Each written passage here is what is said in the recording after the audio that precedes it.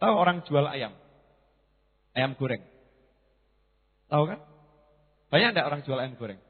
Banyak. Kalau sama Kentucky mahal mana? Laris mana? Kentucky. Kenapa Kentucky bisa laris? Mendunia. Kenapa? Karena dibungkus ilmu. Sebetulnya ayam sama-sama ayam. Ya, rasa mungkin juga bersaing gitu kan ya. Tapi kenapa ini bisa laku ini? Karena dibungkus ilmu. Kemasannya dibuat bagus, tempatnya dibuat bagus, pelayanannya dibuat bagus. Jadinya orang juga tertarik. Ilmu itu yang bisa membungkus dengan indah, tahsilul amal secara zahir dan batin itu adalah ilmu. Sama-sama takbir, ahli ibadah, Allahu Akbar, ahli ibadah. Orang yang alim takbirnya sekali beda dengan 1000 orang ahli ibadah. Allahu Akbar. Takbirnya ini benar ketika Allahu Akbar, ya Allahu Akbar. Artinya sama sekali enggak ada yang lain, yang ada cuman Allah. Sedangkan banyak yang ke masjid, luar biasa ibadahnya, tapi Allahu Akbar masih mikir pasar. Kualitasnya berbeda. Itu yang membedakan antara alim dengan yang cuman abid. Kemudian Rasulullah SAW juga bersabda, keutamaan orang yang alim dibanding orang yang abid ahli ibadah seperti keutamaan al-qamar Lailatul Badri, rembulan di kala purnama dibandingkan semua bintang-bintang yang kejora itu. Bintang-bintang kejora itu kan nyala, berkejora, ya, kelap-kelip di langit. Sama bulan purnama, cahayanya bisa dibandingkan enggak? Udah bisa, udah bulan purnama gede segitu, sinarnya terang luar biasa, yang itu cuma kecil, kelap-kelip gitu. Ya, yang abid itu ahli ibadah, cilik kelap-kelip. Makanya kita kalau udah ahli ibadah aja rumangsa sok, saya abid ini. Jangan rumangsa gitu. Ya bercahaya, cilik, kecil, kelap-kelip, aduh gitu. Tapi kalau orangnya alim, bulan purnama. Ya bulan purnama, yang cahayanya itu bisa menyinari banyak orang. Abid cukup menyinari dirinya sendiri. Kemudian Rasulullah juga bersabda, kelak di hari kiamat ada 3 kelompok manusia. Nanti insyaallah kita lanjutkan besok. Tadi nyampe di situ yang saya saya baca ya, baru sampai di situ. Insyaallah kita lanjutkan besok pagi pembacaan kitab Ihya Ulumuddin. Nah, ini kesimpulannya dari beberapa hadis yang sudah kita baca.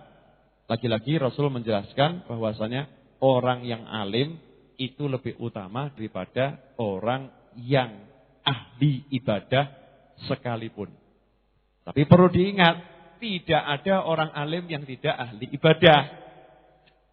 Ini kadang kita kalau belajar begini, ya wis penting golek ilmu gitu kan ya.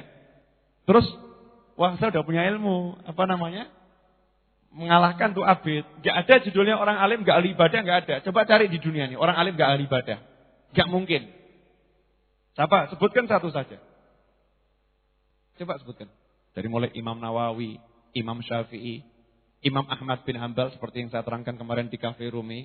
Imam Ahmad bin Hanbal tiap hari khatam Al-Quran. Imam Syafi'i tiap hari khatam Al-Quran. Imam Abu Hanifah tiap hari khatam Al-Quran. Imam Abu Hanifah setiap malam gak pernah tidur sholat malam. Imam Ahmad bin Hanbal tiap malam gak pernah tidur sholat malam.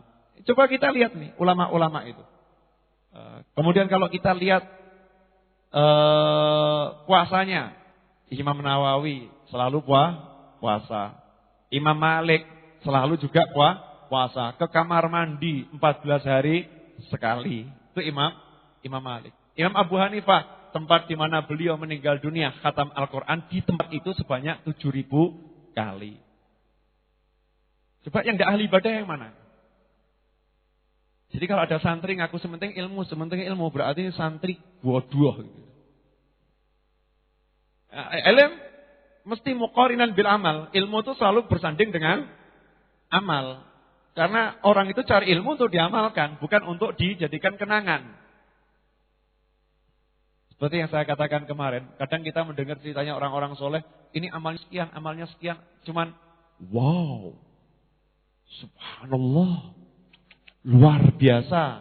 Bukan begitu, ini amalnya sekian, kapan ya aku iso? Kapan saya bisa seperti itu? Menuntut khatib nafsak, tuntut dirimu untuk mengamalkan, bisa enggak itu? Nah itu kita harus ngomong diri terus diomongi itu diri kita ini. Saya ngomong begini untuk diri saya sendiri. Terus ngomongkan kapan ya bisanya ya? Kapan bisanya? Kapan bisanya? Satu demi satu kita tiru langkahnya orang-orang yang soleh. Nah, orang alim gak ada yang gak ahli ibadah. Kalau yang ahli ibadah saja itu ilmunya sedikit dia ahli ibadah, apalagi orang yang alim. Tentu saja mereka orang-orang yang ahli ibadah. Nah, cuman mereka itu enggak apa namanya? Istilahnya apa ya? Tidak fanatik dengan ibadahnya gitu. Orang ngendel ke ibadahnya itu enggak. Tidak seperti itu. Fleksibel. Ya, beliau-beliau itu fleksibel karena punya ilmu. Contoh, beliau lagi puasa, sunnah. Ya kan? Pas diundang makan ke rumah seseorang, datang ke sana.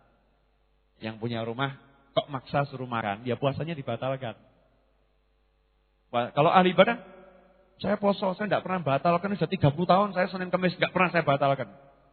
Padahal yang punya rumah udah masak kan pengen dia makan. Jawabannya, udah saya ini nafsu ini. Saya mau tahan nafsu saya.